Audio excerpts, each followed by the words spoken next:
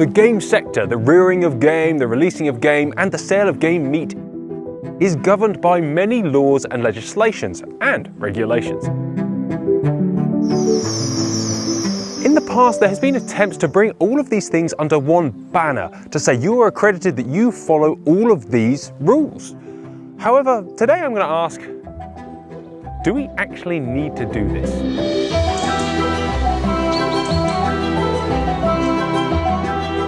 My go-to guy in most shooting matters is Tim Weston of the National Gamekeepers Organisation.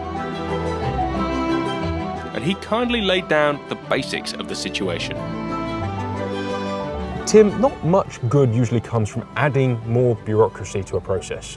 Do we even need accreditation? Johnny, you say added bureaucracy. I don't think that's necessarily right, because with a lot of these schemes, you don't actually have to do anything yourself. They're done for you, either by an independent auditor or by your vet. So these are things that should be done anyway. So I don't think there's a lot of onerous activity that you as the gamekeeper or the shoot owner have to do. I think it's something you ought to do as opposed to have to do. So if we start looking at processes about what we do and what we do really well, and we write them down, it helps us identify about what we're not maybe doing so well and where we can achieve better and get better at what we do and have higher standards in what we do. We don't need to look at bureaucracy. I think that's the wrong term. I think the term is appreciating what we do well and analysing what maybe we're not doing quite so well. If accreditation is done well, unless you tell the average shooter that your shoot is accredited or audited or whatever it happens to be, they probably won't even know. So I think what it can do is by telling them that you've had some check and measures into the processes you're doing, the things you're doing, and the welfare of your game birds and your game meat, whatever it is they're looking at, by telling the gun the shooter that gives the shooter the confidence that they're shooting on somewhere where someone keeps the code of good shooting practice, they keep best practice, and they do the right things within the law. We can basically get a gold standard within shooting. Tim, the word self-regulation gets used a lot. What does it mean? And how do we achieve it if it means anything? Self-regulation is basically creating a framework for ourselves that ensures we are sticking to the law and best practice. You've got to remember that game shooting has got a huge amount of regulation already. We've got the Game Act, the Country and Wildlife Act. There's shooting agreements on SSIs. There's the Food Standards Agency that govern what we do with game meat. So there's a massive raft of regulation in there. To get to self-regulation, the bits that are a bit grey, or the bits that we might want to do better, or more importantly, the bits that somebody might want to change for us. So we can then say, this is the best way of doing that, and this is how the sector, the industry, recommends that the rest of us do it. If we all stick to that and we all stay within this self-regulatory body and don't deviate outside it, and we can prove that we've done it, now that's one of the keys, there's no reason for people to enforce regulations, more regulations upon us, because we've done it ourselves.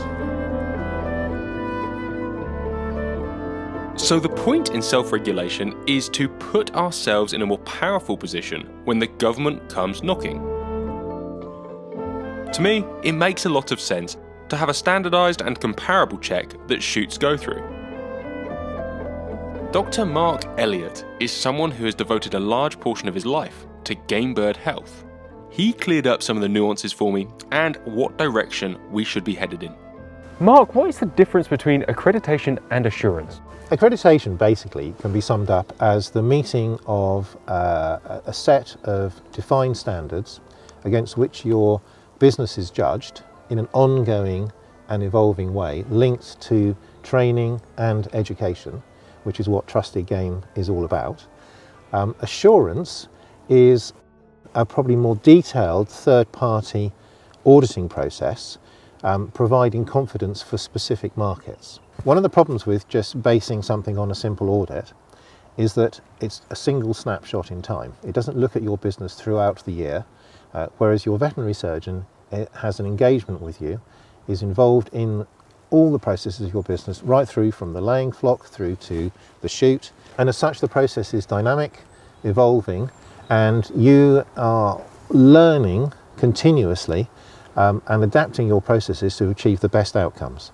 And if you're looking at things like animal welfare and the way in which the industry is judged, which is animal welfare, hence health and welfare as part of Trusted Game, That is the key. Outcomes are the key. Welfare outcomes look at mortalities, they look at antibiotic use and reduction of antibiotics, which is a particularly important thing these days with what the government is asking us to do. And if you bring all of those things together, if you wanted a sort of the perfect scheme, you would probably have the accreditation process linked to a third-party audit. Okay, but you don't have to have the third-party audit to be accredited. So at risk of being a little blunt, what is the point? What is the point for gamekeepers? What is the point for me as a shooter? And what is the point for potential game meat buyers? The industry is under an increased level of scrutiny. We know that, we see that day to day. We know that government would like to see most industries, and including our own, as self-regulating and working towards the highest possible standards. If we do that, we can answer the critics that are now attacking us. Not only that, clients get inspections from the APHA, from trading standards. Increasingly, we're seeing those investigations being more detailed and more interrogative. If you've got the information to hand, if you've been through the trusted game process and you can answer the questions which those organisations are answering, you know, what is your antibiotic use? Are you recording things properly? Are you dealing with your waste correctly? Are you compliant with food standards and food safety? Have you got a record of all of those things, and where is that record? If you can produce that in a really easily understood, simple format for everybody, that's what we want to achieve. If we achieve that, we can protect the integrity of the industry. The community's opinions are seemingly split, thinking either that this is a step too far or not far enough. It would be ignorant to think that nothing is changing or that our sector can continue unchanged, especially as the world around us develops so fast.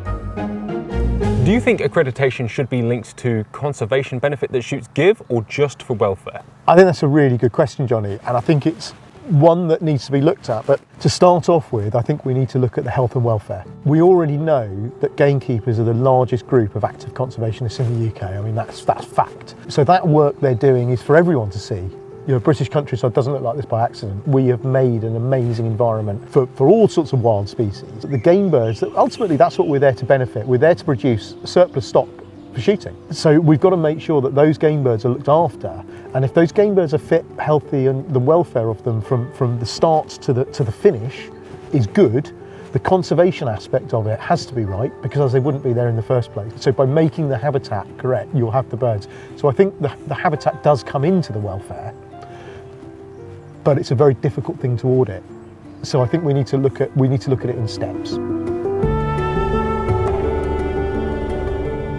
The first group to enter the sector with an accreditation scheme was the BGA,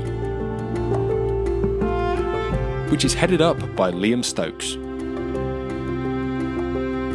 Over the past few years, myself and others have felt unclear on their current goals. Liam, I spoke to you a couple of years ago when you first took over the position as head of the BGA. I think a lot of the shooting public feels like you guys have changed direction, changed priorities over the last few years. Is that fair to say? No, I don't think we've changed direction. I think that the BGA was founded with a twin track mission. You think back to 2017, everyone was very concerned about perceived oversupply in the game meat market. You know, it was the overriding concern, and actually there was a smaller number of us that were sort of looking at that and thinking the bigger problem, the more long-term problem, is actually assurance. You know, we need to get some sort of self-regulation into game shooting, and those two concerns converged, which is entirely natural and normal. You know, you look at Red Tractor, they came out of the NFU, but a lot of their guarantors are all invested in the sale of produce. You know, it's a natural fit. And the idea was always that we would generate a market, or grow the market, develop the market for game, that the market would demand an assured product, and that would cascade through the sector. That, you know, there would be more demand for assured product from shoots, and that would be the driver for change. So I think it's always been the model that we would simultaneously work to grow the market for game meat, whilst working to assure and drive best practice and drive standards. I feel like what's happened recently is, depending on how kind you want to be to us, we've either been a victim of our own success or we haven't landed some of that messaging in the best way, because what we have done is secure some huge wins, and a lot of it is supermarket based. Marks and Spencer's wanting to adopt the BGA standard. We're working with Aldi, we're working with Booths, and so people maybe hear that, and what we're trying to say is, look at these fantastic new markets for game, and potentially what people hear is, okay, well, all they want to do is We've sold some more pheasants. to sell pheasants. Exactly. My personal interest has always been in the health and well-being of shooting in a sort of holistic sense, and so getting people to eat game, I think, is a good in and of itself. But in terms of using it as a driver for standards, I think that's more complicated, and that's still very much a work in progress. When you say a work in progress, do you mean developing how you're working with shoots and what levels of assurance you're putting in there, or levels of policing you're putting in there? I mean, we're 4 years into this, and it's a huge change. I've been doing this for nearly 2 years.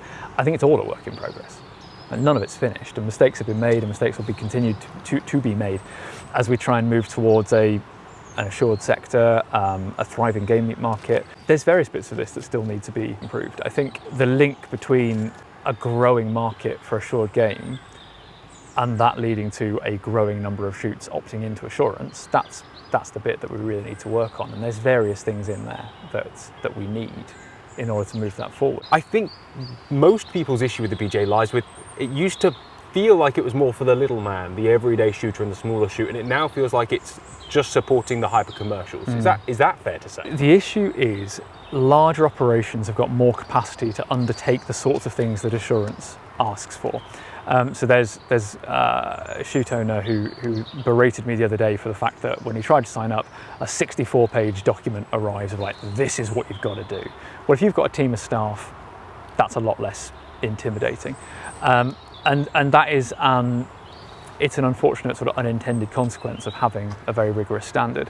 So it's a body of work for us. So we introduced our associate scheme last year. I think working to grow that will be a key priority this year, growing access to that, to get people on that journey, to get people at least started with some sort of audited standard, even if it's not the full, all singing, all dancing, independently certified standard, as a stepping stone to getting shoots on that journey to being fully self-regulated. There have, of course, been differing opinions on how best to achieve this goal. I got the opportunity to talk to one of the heads of a new accreditation scheme called Trusted Game. It was important to me to find out what their requirements, their standards, and their processes will be. Rita, how does the process work if somebody wants to become accredited? So usually you would tell your vet you're interested in joining Trusted Game, and they would contact you to arrange a visit. So they would try to fit the audit with the annual visit, and they would go through a checklist that covers basically the welfare code and some biosecurity measures and some bits of legislation, and they would highlight things that you're not complying with, that you need to improve, and that you would need to address for next year, unless it's something where the animal welfare is compromised. You'd have to do it in a short period of time. Is it a simple pass or fail? No, so the aim of the scheme is to give game farms and shoots the opportunity to change. You wouldn't be able to sell yourself as a trusted game or shoot that has been audited or well accredited if you have too many no compliances. If you are complying with everything, then you would automatically pass and be able to use the logo as well and sell yourself as a trusted game shoot or a game farm. Why did you decide to start Trusted Game? We knew that the industry had to be self-regulated, and we also had a lot of clients that would want to be audited, but they felt that the current assurance scheme would not fit their needs. As vets, we have a lot of clients that have overall good results, and they systems and management wouldn't fit with standards of the current assurance scheme, which are too rigid. So we felt that we had to create something for our clients and for the industry, so they could survive in the next years.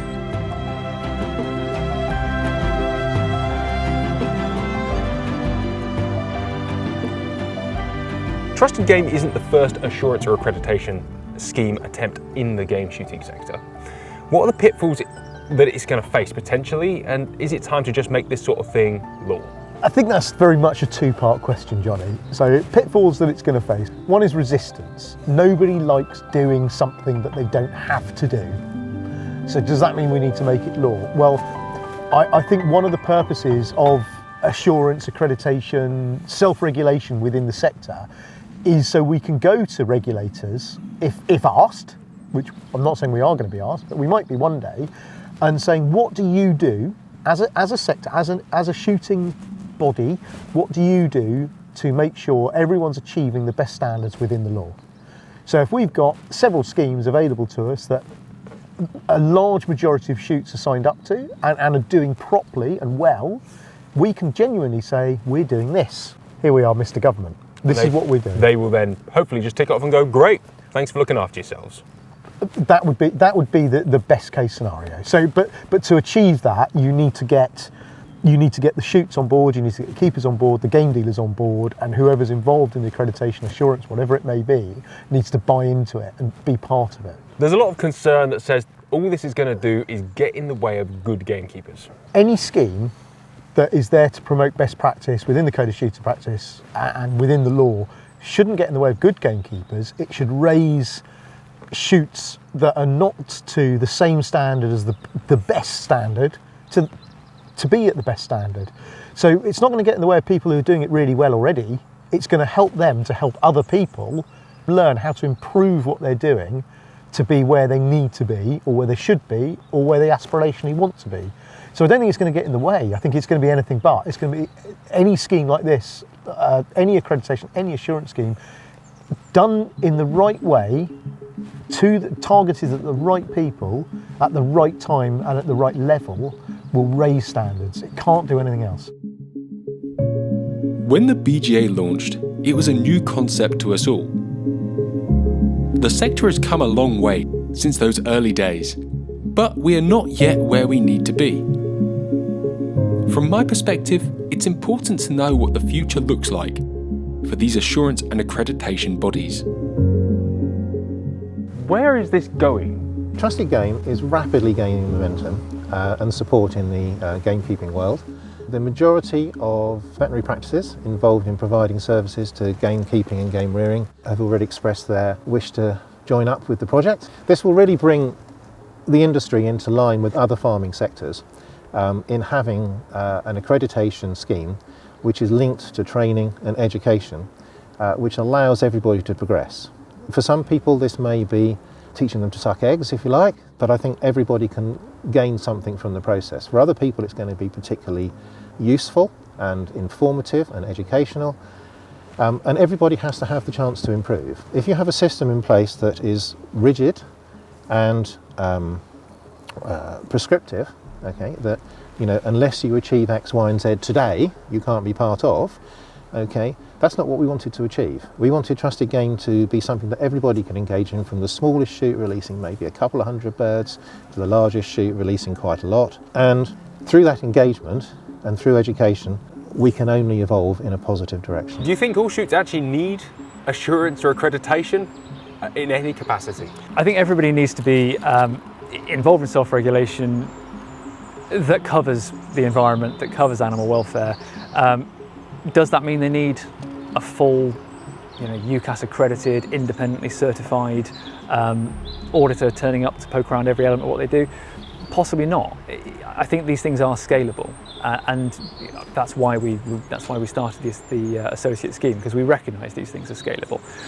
I do think that everyone selling into the commercial food supply chain probably does need to work towards that sort of fully accredited assurance. I think we need that, but not everyone's in that part of the industry. Is there room for you guys to work with other assurance things that come along in the future, or is it better if we stick with a monotheistic religion of assurance? Our fundamental interest is in securing the future of the game meat market and the future of game shooting, and for me those two things are inextricably linked, and we'll work with anybody that has those interests at heart. We already work with the GWCT on our environmental standards, and we'll look to increase that level of collaboration and cooperation. Obviously around health and welfare, we've now got Trusted Game doing really interesting things in that space, and there may well be potential for us to work with them on the health and welfare elements of our scheme. I think there's a lot of really exciting, interesting things we can do. I think fundamentally the game meat market does require independently certified assurance, and that's what we're going to continue to drive. I think everyone needs to be engaged with self-regulation to some degree, but I think we all need to work together to get the industry to that place.